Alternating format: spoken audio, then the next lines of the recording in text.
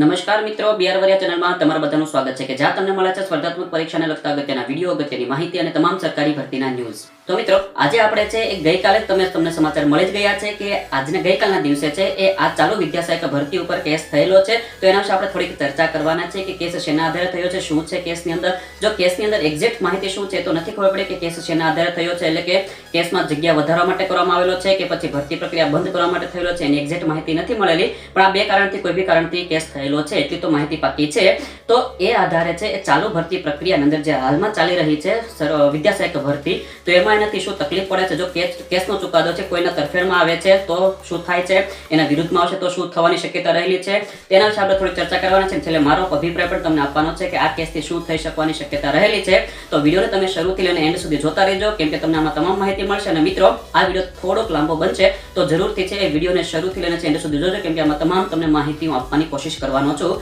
તો ચાલો આપણે સમયનો બરબાદ નથી કરતા, સીધા આપણે વિડીયોની શરૂઆત કરીએ, આજના ટોપિકની શરૂઆત કરીએ.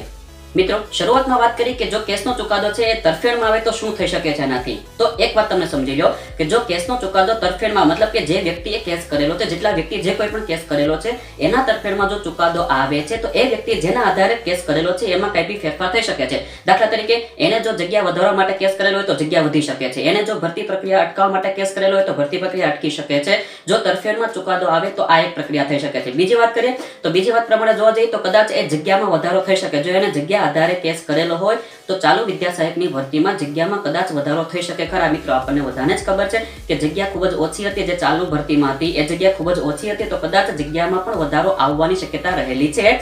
હવે ત્યારબાદ વાત કરી ત્રીજી પોઈન્ટ, તો ત્રીજા પોઈન્ટ પ્રમાણે વાત કરવા જઈએ તો કદાચ આ ભરતી પ્રક્રિયા છે એ સાવ બંધ થઈ જાય, એને છે સાવ અટકાવી દેવામાં આવે અને નવેસરથી પાછી ભરતી પ્રક્રિયા થઈ શકે. જો એના આધારે કેસ થયો હોય તો એનો જો ચુકાદો આવે તો ફરીવાર છે એ નવેસરથી આખી ભરતી પ્રક્રિયાને છે હાથ ધરવી પડે, ફરીવાર જાહેરાત આપવી પડે, કઈ બી જે કઈ પણ થતી છે એ ફરીવાર આખી પ્રોસેસ છે કરવી પડે છે. આ બી એક થઈ શકે ખરા મિત્રો. અને જો એક પણ હજી પોઈન્ટ થઈ શકે, કદાચ આ ભરતીમાં સ્ટે પણ આવી શકે ખરા. હવે સ્ટે કેટલો સમય સુધી આવી શકે એની એક્ઝેક્ટ ખાતરી હોતી નથી, એનો એક્ઝેક્ટ સમયગાળો હોતો નથી. આવું બી બની શકે ખરા. અને એક છેલ્લો મહત્વનો ચુકાદો એ પણ આવી શકે કે જો સરકારના વિરુદ્ધમાં ચુકાદો આવે છે, એટલે કે જેને કેસ કરેલો છે એના તરફેણમાં જો ચુકાદો આવે તો સરકાર શું કરી શકે, તો આમાં સરકાર છે એ એની અપીલ કરી શકે છે, પછી હાઈકોર્ટમાં કે સુપ્રીમ કોર્ટમાં એના વિરુદ્ધ અપીલ કરી શકે છે અને એમાં સમય માંગી શકે છે. જે કંઈ પણ કેસ થયો છે એના આધારે એમાં થોડોક સમય માંગી શકે છે, અપીલ કરી શકે છે.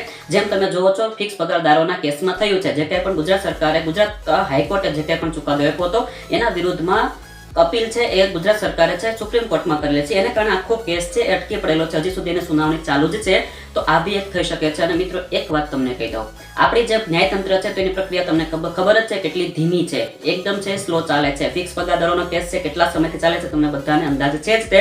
તો આ કદાચ ચુકાદો આવવાની શક્યતા થોડીક વાર બી છે. કદાચ આજે 7 તારીખે એનો જે ચુકાદો થવાનો છે, એટલે કે 7 તારીખે એનું હિયરિંગ થવાનું છે, લિસ્ટિંગ થવાનું છે, તો 7 તારીખે એનો એક્ઝેક્ટ એ દિવસે જ ચુકાદો આવી જાય એનું પાકું ખાતરી નથી. તો કદાચ આવી બી જાય અને ન પણ આવે તો જે તરફેણમાં ચુકાદો આવે તો એનાથી શું થાય એના વિશે તમને વાત કરી કે કદાચ જગ્યામાં વધારો થઈ શકે છે, કદાચ સ્ટે પણ આવી શકે છે અને કદાચ ભરતી પ્રક્રિયા નવેસરથી પણ થઈ શકે છે. આટલા મુદ્દા હતા. એ સરકારની વિરુદ્ધમાં જો ચુકાદો આવે તો આ પ્રોબ્લેમ થઈ શકે ખરા. હવે આપણે વાત કરીએ કે સરકારના વિરુદ્ધમાંની પણ સરકારના પક્ષમાં જો કોઈ ચુકાદો આવે છે આ ભરતી પ્રક્રિયાનો તો શું થશે. તો એનો સિમ્પલ એક જ જવાબ છે, જો સરકારની પક્ષમાં ચુકાદો આવે છે, હાઈકોર્ટ ના પાડે છે કે જેણે કેસ કર્યો છે એના વિરુદ્ધમાં ના પાડે કે તમારી અપીલ છે એ ખોટી રીતે છે, તો એ જે ચુકાદો આવે છે ગુજરાત સરકારના પક્ષની અંદર, તો ગુજરાત સરકારનો તો ફાયદો છે, એને ફરીથી વાર છે નવેસરથી ભરતી પ્રક્રિયા કરવી પડશે નહીં, એમાં સ્ટે આવી શકશે નહીં, જગ્યામાં વધારો થશે નહીં. આ બધા પોઈન્ટ જે કંઈ પણ ચુકાદામાં પક્ષમાં જે વાત કરી હતી એ જે કેસ કરનારના પક્ષમાં, એના ઉલટાનું અહીં થવાનું છે. જો ગુજરાત સરકારના પક્ષમાં જો ચુકાદો આવે તો ગુજરાત સરકાર પ્રમાણે જે કંઈ પણ ચાલુ ભરતી પ્રક્રિયા છે એ ભરતી પ્રક્રિયા જે રીતે ચાલે છે એ રીતે ચાલતી રહેશે, એમાં કોઈ ફેરફાર થશે નહીં, સ્ટે પણ નહીં આવે અને જગ્યામાં વધારો પણ નહીં થશે. અને એનાથી એક પણ છે રસ્તો સીધો થઈ જશે, તો કે તાલુકા પસંદગી માટેની અથવા તો સ્થળ પસંદગી માટેની જે તારીખ અટકી પડેલી છે, લોકોને હજી સુધી બોલાવેલા નથી, તો કદાચ એ તારીખ છે ખૂબ જ નજીક આવે, ઝડપથી પ્રક્રિયા પૂરી થશે અને ઝડપથી તમને બધાને ઓર્ડર પણ મળી જાય છે નોકરી માટેના. તો આ એક બની શકે છે જો સરકારના પક્ષમાં ચુકાદો આવે તો. અને હવે મારી વાત કરીએ તો મારા અભિપ્રાય પ્રમાણે તમને કહી દઉં તો મેં તમને અગાઉ પણ ઘણી વખત કીધેલું છે કે ચાલુ જે ભરતી પ્રક્રિયા રહેલી છે એ ભરતી પ્રક્રિયા લગભગ છે એ ગેરબંધારણીય છે જ નહીં. જે નિયમ પ્રમાણે ભરતીની જે કંઈ પણ પ્રક્રિયા થવાની હતી એ કરેલી જ છે. તો એમાં લગભગ છે સ્ટે આવવાની શક્યતા ખૂબ જ ઓછી છે. સ્ટે આવી શકે એમ છે જ નહીં. છતાં પણ આપણે છે 7 તારીખ સુધી રાહ જોઈએ. 7 તારીખે શું ચુકાદો આવે છે, કઈ રીતનું હાઈકોર્ટ ચુકાદો આપે છે, એનું કઈ રીતનું જે કંઈ પણ રિઝલ્ટ આવે છે આપણે 7 તારીખ સુધી રાહ જોવી પડે છે. ત્યાં સુધી તો આપણને એક્ઝેક્ટ ખબર પડે નહીં, પણ અત્યારે તો આપણે અટકળ જ લગાવી શકીએ છીએ કે જો સરકારના પક્ષમાં ચુકાદો આવે તો શું થાય અને કેસ કરનારના પક્ષમાં ચુકાદો આવે તો શું થાય છે. અને મારો જે અભિપ્રાય આપ્યો એ મુજબ તમને કહી દઉં છું, હજી પણ કહી દઉં છું, સ્ટે આવવાની શક્યતા બહુ ઓછી છે. એટલે ડોન્ટ વરી, ચિંતા નહીં કરો, સ્ટે નહીં આવે. ઝડપથી તમારી જે તાલુકા પસંદગીની કે સ્થળ પસંદગીની તારીખ છે એ જાહેર થવાની જ છે. અને એ પણ કહી દઉં કે સ્થળ પસંદગી માટેની જે જાહેરાત છે તમને વેબસાઇટ ઉપર જ એની જાહેરાત થશે. તમને કોલ લેટર નહીં આવે કે તમારા ઘરે કોઈ મેસેજ નહીં આવે કે તમારા ઘરે કોઈ ટપાલ નહીં આવે. આ એક યાદ રાખજો, એની જાહેરાત છે એ માત્ર અને માત્ર વેબસાઇટ ઉપર જ એની જાહેરાત થવાની છે. આ એક વસ્તુ યાદ રાખજો મિત્રો. હવે વાત કરીએ મિત્રો કે આ વ્યક્તિએ જે વ્યક્તિએ બી કેસ કરેલો છે તો શા માટે કેસ કરેલો હોઈ શકે. તો એનું એક સિમ્પલ સીધું રીઝન છે, સિમ્પલ સીધું ઉદાહરણ છે કે એ લોકોને એવું લાગે છે કે ભરતી પ્રક્રિયા છે ગેરબંધારણીય રીતે થઈ રહી છે, એના માટે એને કદાચ કેસ કરેલો છે. અને ત્યાં જગ્યા ઓછી લાગે છે. જગ્યા જે આપણે આરટીઆઈ પ્રમાણે જે જગ્યા હતી તો એ પ્રમાણે જગ્યા ભરતીમાં ચાલુમાં છે નહીં, એટલા માટે બી કદાચ જગ્યા વધારો કરવા માટે બી કદાચ એ લોકોએ કરી હોઈ શકે કેસ.